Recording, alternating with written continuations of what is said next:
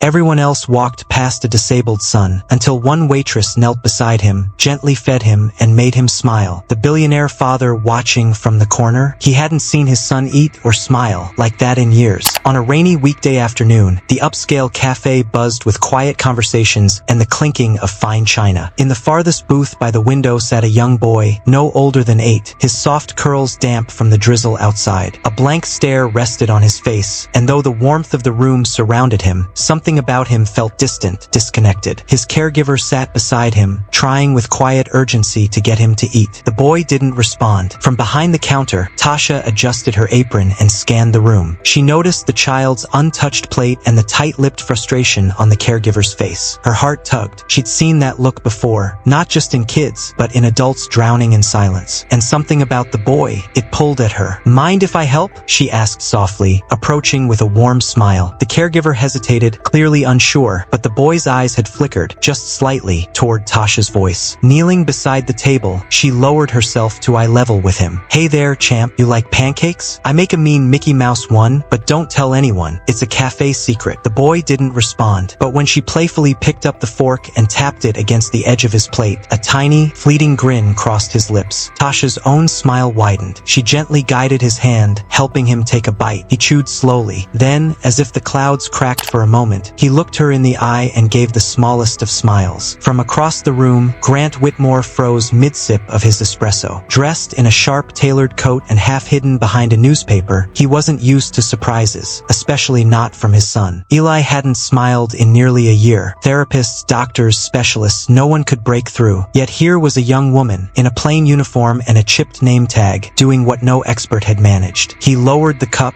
eyes never leaving his son. Eli reached for another bite, this time without help. Tasha clapped softly. "There we go. That's what I'm talking about." The caregiver looked stunned. Tasha simply winked. "Sometimes you just gotta make it a game." Across the cafe, Grant's world shifted. It wasn't just the smile. It was the ease, the lightness, something he hadn't seen in his boy in far too long. As Tasha stood and turned to head back to the counter, Grant caught a glimpse of her tired eyes and kind smile. She didn't even know he was there. He folded the newspaper, set it down, and stared out the window. The rain continued, but inside, something warm had begun to stir, a feeling he thought long buried. He didn't know her name, but he knew one thing. She had just made his son smile, and that meant everything. The next morning, Grant Whitmore sat alone in his sleek black car, parked across from the cafe. He sipped from a coffee he didn't want, eyes trained on the window where he'd last seen his son smile. He wasn't even sure what he was hoping for. Answers, maybe, or a reason for the warmth that still lingered in his chest. A feeling so foreign, it unsettled him. Eventually, he stepped out and walked inside. He didn't bring Eli. Not yet. Today, he just wanted to watch. Tasha moved like a breeze through the cafe, carrying plates, laughing with regulars, offering smiles that felt like they actually meant something. Grant found himself studying the small things. The way she crouched down to speak to an elderly man instead of towering over him. How she refilled water before being asked. How her smile never reached just her lips. It lit up her whole face. When Eli arrived later with his caregiver, Tasha noticed him instantly. Her face brightened. "There's my guy," she beamed, hurrying over. "I saved your favorite table, near the window. Can't have breakfast without a view, right?" Eli didn't speak, but his expression said enough. His shoulders relaxed, and a flicker of joy passed through his eyes. From the corner booth, Grant watched the exchange, heart clenching. She didn't even know Eli's name, and yet she treated him with such familiarity, such respect. No one had ever connected with his son like that. He waited until her shift neared its end. Then, slipping out of the booth, he caught her near the back as she wiped down a table. "Hey," he said, voice low but warm. "You made someone smile yesterday. That doesn't happen often." She looked up, surprised. "Oh, I thank you. I'm just glad he was comfortable." He nodded, his expression unreadable. Some people see people, others just see problems to avoid. Before she could respond, he handed her a folded note. "That's all. Have a good day." He turned and walked out before she could say another word. Puzzled, Tasha unfolded the paper. Inside, the words were written in clean, deliberate handwriting. "You made my son smile. That means everything." She stared at it for a long moment, her fingers tightening around the note. She read it again and again. Her son? She scanned the cafe windows, but the man was gone. She didn't even catch his name, but something about the gesture, so sincere, so quietly powerful, made her eyes sting. The next time she saw Eli, she smiled wider than usual, and when she tucked the note into her apron, she wasn't just keeping paper. She was holding a piece of meaning she hadn't known she gave. Somewhere out there, a stranger had noticed, and somehow that mattered more than she could explain. Grant became a quiet fixture in the cafe. He never came at the same time twice, never sat in the same place. But always, his eyes would eventually drift to Tasha, and to Eli, seated with his caregiver, visibly brighter whenever she approached. Grant didn't speak to her again, not directly, but he asked questions in passing to the other servers. Nothing intrusive, just enough. Tasha's always like that? He asked one waitress casually. Like what? Kind, attentive. The server smiled. Yeah, even when she's exhausted. From his booth, he observed more than he ordered. The way Tasha noticed when Eli's straw slipped. How she refilled his juice before anyone asked. How she waited a beat longer after speaking, giving him time to respond even if he never did. Over time, Eli began doing small things. Lifting his spoon with less struggle. Turning his head toward her voice. Smiling more often, more confidently. And Tasha? She never looked rushed. Even when the cafe was swamped, she made time. Grant saw it all. He also saw the shift behind the counter. One afternoon, the manager pulled Tasha aside. The conversation wasn't loud, but Grant was close enough to catch the tone. You're spending too long at that table, the manager said, arms crossed. I know he's cute, but you've got 6 others waiting. Tasha didn't argue. She nodded, lips pressed tight, and returned to work, but her steps felt heavier that day. Later, Grant left a generous tip. But more than money, he left another note. The world doesn't see what I see, but I do. Thank you for seeing my son. Tasha found the note during cleanup. No name, just the same handwriting. Her fingers trembled. It had to be him, the quiet man with the gentle eyes who always seemed to notice everything. That evening, as she walked home, she spoke into her voicemail diary, something she'd done for years. 2 jobs and still barely covering mom's meds, she murmured. But today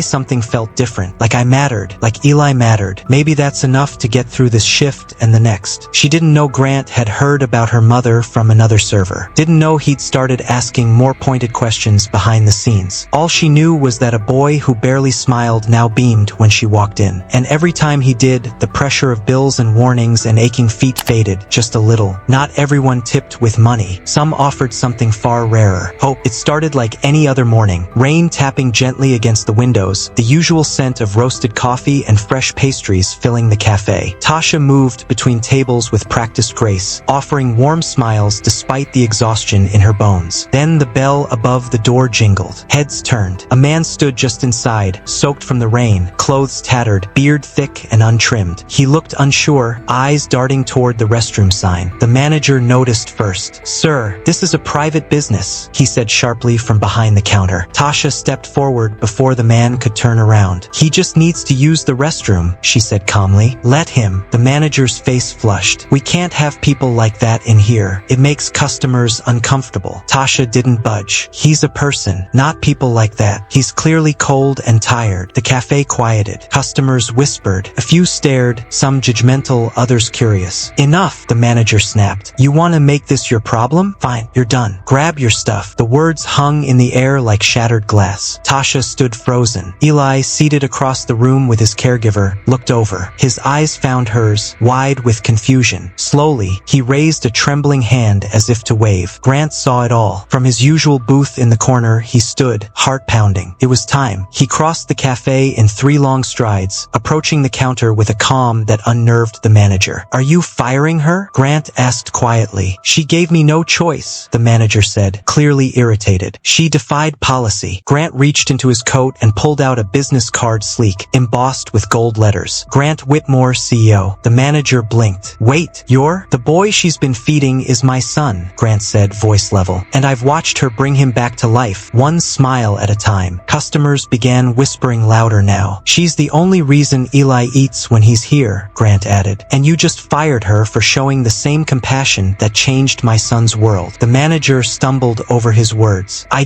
mean, we can fix this. Tasha, you're not fired. It was a misunderstanding. Tasha stepped back, grabbing her apron slowly. No, you were clear, she said, her voice calm but firm. I'll leave on my own terms. She turned, locking eyes with Grant briefly. He nodded, as if to say we'll talk later. As she walked out into the rain, head high, Eli pressed his face to the window, watching her disappear into the mist. For Tasha, it wasn't just about a job anymore. It was about dignity. And the moment she chose to stand up, the universe finally began to notice. The knock at the door startled Tasha. She had just returned from the grocery store, balancing a tight budget and an even tighter spirit. Her mother rested quietly in the bedroom, still asleep. Tasha wiped her hands on a dish towel and cautiously opened the door. Standing there in a tailored coat, looking oddly out of place on her worn porch, was Grant Whitmore. "Mr. Whitmore?" she said, blinking in disbelief. He gave a small smile. "I hope I'm not intruding." Tasha hesitated before stepping aside. "Come in, but it's not exactly a five-star welcome." The contrast between his polished presence and her modest living room was stark, but Grant seemed unfazed. He sat down gently, glancing around with quiet respect. "I came because I owe you an apology," he said. Tasha tilted her head. "For what?" "For not speaking sooner. For letting you get fired in the first place," he said. "You didn't just help my son. You reminded me what humanity looks like." Tasha folded her arms. "You didn't owe me anything. I did what anyone decent would do." Grant nodded. "Which is why I'm here with an offer." That made her pause. "An offer?" He reached into his coat and pulled out a folder. Inside were documents, official looking, printed on fine paper. "I'd like to hire you," he said, "as Eli's full-time caregiver. You'd live at our estate, work closely with his therapy team, and most importantly, be someone he trusts." Tasha stared, unsure whether to laugh or cry. "You want me to move in and care for your son?" Grant nodded. "He responds to you. We haven't seen that in years. Not from any specialist. Not from me." She glanced toward the bedroom where her mother slept. "I already have someone I care for full-time." "I understand," he said. "There would be full health care for your mother. Private in-home support while you're away. The offer includes that too." Tasha didn't answer immediately. She read the sincerity in his face, but also something else. Tiredness, regret. "I'll think about it," she said quietly. That night, Tasha lay awake, staring at the ceiling. The weight of her decision pressed down. Her mother's cough echoed faintly down the hall. The bills on the counter were still unpaid. And yet, what haunted her most was the look on Eli's face through the cafe window. By morning, her mind was made up. Grant returned at sunrise, waiting nervously on the steps. When she opened the door, her answer was clear. "I'll do it," she said. As she packed, a strange feeling settled in, part fear, part hope. She wasn't just leaving home. She was stepping into another world entirely. And she had no idea what waited for her on the other side of that golden gate. The Whitmore estate was even grander than Tasha had imagined. Towering ceilings, pristine marble floors, and staff who moved like ghosts. But despite the beauty, something about it felt sterile, cold, like a hotel with no soul. Eli sat near the bay window, a blanket draped over his legs. When Tasha walked in, he looked up, his face lit up with a quiet joy. That alone made the transition worth it. "Morning sunshine," she said gently, kneeling beside him. Eli didn't speak, but his hand reached out, grabbing hers for a second before returning to his lap. Tasha smiled and began their morning routine. Small talk, silly jokes, and coaxing a spoonful of oatmeal into tiny giggles. His progress was slow but steady. He'd begun nodding, sometimes pointing. It was more than anyone had seen from him in years. Behind them, someone cleared their throat. Vanessa stood in the doorway, arms crossed, blonde, poised, and cool as glass. "Didn't know breakfast came with a comedy show," she said flatly. Tasha stood, wiping her hands, just trying to make him feel comfortable. Vanessa gave a tight smile. "Well, we have therapists and educators for that. Your job is to assist." Tasha kept her tone calm. "And he's responding well. Isn't that what matters?" Vanessa didn't answer. She turned and walked off, heels echoing down the hall. Later that day, in the staff kitchen, whispers floated around Tasha. A cook muttered something about keeping your head down. A housekeeper warned her. She doesn't like when someone else gets attention. Still, Tasha focused on Eli. They spent hours in the garden, walking the grounds, reading picture books. With her, he seemed more alive. He even laughed once, a raspy, startled chuckle that made her eyes well up. But Grant wasn't blind. "She's been talking to staff about you," he told Tasha one evening as they walked the garden path. "Says you're overstepping, making Eli dependent." Tasha clenched her jaw. "I'm doing what works." "I know," he said quickly. "I believe in what you're doing. Just be careful." Vanessa isn't used to feeling unimportant. Tasha looked back toward the mansion. All its windows, all its rooms, none of them felt like home. But Eli's smile did. That night, as she tucked him in, Eli reached up and touched her cheek. Then, softly, his lips formed a word. "Tasha." She froze. Tears threatened, but she blinked them back. "That's me," she whispered, holding his hand gently. Outside, the mansion remained quiet. But inside that room, something had broken through the cold. A voice, a bond, a reason to stay. Tasha was organizing a shelf in Eli's room when she noticed a loose panel near the back of the closet. Curious, she tugged it gently, and behind it was a dusty, leather-bound journal, its edges frayed with time. Her fingers trembled as she opened it. It wasn't just any journal. The delicate cursive belonged to a woman named Amelia Whitmore, Grant's late wife. She skimmed the pages, heart tightening with each word. Amelia had been kind, nurturing, and fiercely protective of Eli. The entries were full of worry about his silence, hope after therapy sessions, and later, grief. One entry struck Tasha like lightning. Since the accident, Eli hasn't spoken a word. I see the fear in his eyes. I hold him every night, but I'm not sure it's enough. Grant buries himself in meetings and boardrooms. I'm scared he's slipping away from both of us. Tasha closed the book slowly, a lump in her throat. The dots connected. Eli's trauma hadn't started with Amelia's death. It had deepened after. Losing his mother was devastating, but losing his father emotionally right after, that had sealed him in silence. She found Grant in his home office later that evening. He looked up from his laptop, tired eyes narrowing at her expression. I found Amelia's journal, she said quietly. He stiffened. You went through her things? No, she said, holding it up. It was in Eli's closet, hidden behind a panel. You didn't know it was there? Grant swallowed hard. No. Tasha stepped closer. She wrote about Eli, about how scared she was, about how you checked out. Grant's jaw tightened. That was a long time ago, but Eli's still living it. His eyes darted away, fixed on the desk now. You think I don't know that? I lost my wife. I didn't know how to be a single father. I thought giving him everything money could buy would be enough. He didn't need money, she said, voice shaking. He needed you. There was a long pause. Grant leaned back in his chair, rubbing his temples. I didn't have the tools. Amelia was the glue. When she died, I broke. So did he, Tasha replied gently. But he didn't have the luxury of burying himself in work. Silence stretched between them. Grant finally looked up, eyes glassy. Why are you still here? Because Eli deserves someone who won't leave, she said. He studied her, really studied her, for the first time since she'd taken the job. You're not just here for a paycheck, are you? He asked. No, she said. I'm here for Eli, and maybe for the father he's still waiting for. Neither said anything more, but in that moment, something shifted, raw, real, and long overdue. Vanessa stood at the edge of the study, arms folded tightly across her chest, lips pressed into a thin line. Grant looked up from the whiskey glass in his hand. The room was dim, heavy with unspoken words. I'm done pretending, Grant, she said. It's her or me. He blinked. Excuse me, Tasha, Vanessa hissed. She's not just here for Eli. You're letting her take over this house. She undermines me. The staff listens to her more than me. You don't see it, but I do. Grant sighed. Vanessa, this isn't about you. It is, she snapped. We were supposed to be building a life together, but ever since she showed up, everything's changed. Your priorities, your attention, even Eli. He used to ignore me completely. Now he lights up when she walks in. Do you know how humiliating that is? He set the glass down slowly. That's not her fault. Vanessa's voice softened into something sharper. Then make a choice. Fire her today or lose me. Neither of them realized Eli had been standing outside the door, frozen in place. He clutched the edge of the wall, his small frame trembling. Every word hit him like a brick. Fire her. Lose me. The ultimatum echoed in his head, and something inside cracked open. He turned, bolting down the hallway toward the sunroom where Tasha was watering plants. She spun around just in time to see him running toward her. Eli, she said, kneeling instinctively. He stopped inches from her, chest heaving. And then, I don't want her to go. The words came out raw, shaky, but real. Tasha's eyes widened. Her hands flew to her mouth. Eli, you spoke. Tears rushed to her eyes. She reached for him gently, and he threw his arms around her, burying his face in her shoulder. She held him tight, heart pounding. Grant stood frozen in the doorway, Vanessa beside him. He had heard it too. The silence that followed was louder than any argument. Eli had broken through right in front of them all. Vanessa tried to speak, but Grant held up his hand. That's enough, he said quietly. He turned to her, his voice steady. If asking me to fire the one person who brought my son back is your condition for staying, then maybe you were never meant to stay. Vanessa's face paled. You can't be serious. I am, she scoffed. You're throwing away everything for her? No, Grant replied. I'm choosing Eli. Vanessa stormed past him, heels clicking like gunshots. Grant stepped forward, watching Tasha cradle his son. And for the first time in years, he didn't feel like a stranger in his own home. Sunlight spilled through the tall windows of the estate's playroom, casting golden patterns across the floor. Laughter echoed, light, unforced, and filled with something new, healing. Grant lay on the carpet, breathless, while Eli sat nearby, a wooden block castle half-built between them. All right, champ, Grant said, ruffling Eli's hair. You win again. That's 3 castles to my 1. Eli grinned, really grinned, grinned and nudged his father with his foot. Tasha watched from the doorway, arms folded, smiling quietly to herself. It was a different world now. One where Eli laughed freely, where Grant didn't just exist in the background of his own life but stepped forward, fully present. Later that afternoon, Grant found Tasha in the kitchen, humming to herself as she stirred a pot of soup for Eli. "You're spoiling us," he said, leaning on the doorway with a teasing grin. She chuckled. "It's just soup." "It's more than that," he said softly. "You've brought something here that I thought was lost forever." Her eyes met his, searching. "He's the one doing the work, Grant. He just needed someone to listen, to see him." Grant nodded, but his gaze didn't leave her. "So did I." Tasha looked away, cheeks warming. Moments like these were becoming more common. Gentle silences, shared laughter. Grant had changed. He read to Eli now before bed, let him mess up his hair, taught him how to make pancakes, even if the first batch was an utter disaster. But it was never really about pancakes. It was about presence. Still, Tasha couldn't ignore the quiet tension brewing inside her. That evening, as she tucked Eli into bed, she lingered in the hallway afterward, eyes drifting down the long corridor lined with expensive art and polished hardwood floors. It was beautiful, breathtaking, even, but it wasn't hers. She wandered into the garden, the moonlight catching on the surface of the koi pond. The air was cool, scented with lavender and fresh soil. Grant found her there, hands tucked into her cardigan pockets, eyes lost in thought. "Penny for them?" he asked, stepping beside her. She hesitated. "This place, your world, is still not mine. Sometimes I wonder how long before the walls remind me I don't belong." Grant studied her, then looked at the pond. "Belonging isn't about marble floors or dinner parties. It's about who you are when no one's watching." She glanced at him. "And who you've been for Eli, for me." He paused, voice thickening. "You belong more than anyone who's ever walked these halls." Her breath caught, but she said nothing. Instead, she nodded slowly and looked back at the moonlit water. For now, the doubts could wait. Inside the house, Eli stirred in his sleep, smiling even as he dreamed, because for the first time in his young life, he felt safe. And outside, in the quiet garden, Tasha stood a little taller, the weight in her chest easing, if only for tonight. The grand ballroom shimmered with golden light, crystal chandeliers casting reflections across velvet-draped tables. Waiters weaved between guests, offering champagne, and soft music drifted in the air. But beneath the glitter and elegance, the night held a purpose far deeper than glamour. Grant stood by the side of the stage, adjusting his cufflinks, watching Eli from afar. The boy, dressed in a tiny tuxedo, clung to Tasha's hand, eyes wide with wonder. Tasha knelt beside him, whispering something that made him giggle. It was a sound Grant still wasn't used to hearing, but one he never wanted to stop. The gala, hosted in honor of the new Whitmore Foundation for Childhood Communication Disorders, was meant to raise awareness and support for children like Eli. Guests had flown in from across the country. Yet, as Grant looked across the sea of well-dressed strangers, he realized only two people truly mattered in that room. "Tasha," he said quietly, approaching her as the event coordinator gave the 5-minute signal. "You ready to speak?" She smiled nervously. "As ready as I'll ever be." He touched her arm gently. "Actually, there's been a change of plans." Before she could ask, Grant stepped onto the stage and the lights shifted. Conversations quieted. The string quartet softened. Grant stood behind the microphone, clearing his throat. The room gave him its full attention. "Thank you all for being here tonight," he began, voice calm but thick with emotion. "Many of you know me as a businessman, a board member, or someone who's donated to your causes over the years. But tonight, I'm here as a father." Gasps rose gently through the crowd. Cameras flashed. Tasha's breath caught. "My son, Eli, has been through more than most children his age. After losing his mother, he retreated from the world. I thought money, therapy, specialists, everything could bring him back, but nothing did, until someone saw him not as a problem to be fixed, but as a person to be loved." He turned his gaze directly to Tasha. She didn't know who I was. She didn't care. She knelt beside him in a cafe when no one else did. She made him laugh when I hadn't heard that sound in over a year. The room was still now, not even the clinking of a glass. I planned this night to honor Eli, but I also planned it for something else. Grant stepped forward, nerves flickering for the first time. "Tasha, I don't want to imagine another day without you in our lives." Murmurs echoed around the room as he pulled a small velvet box from his pocket. "I'm not just asking you to stay. I'm asking you to be family, to choose us forever." Tasha stared, speechless, tears brimming in her eyes. Eli reached for her hand. She looked down, then back at Grant, heart full, and for the first time in a long time, she knew exactly where she belonged. Would you have done what Tasha did, or what Grant did? Let us know who inspired you most, and why, in the comments. And don't forget to hit that like button.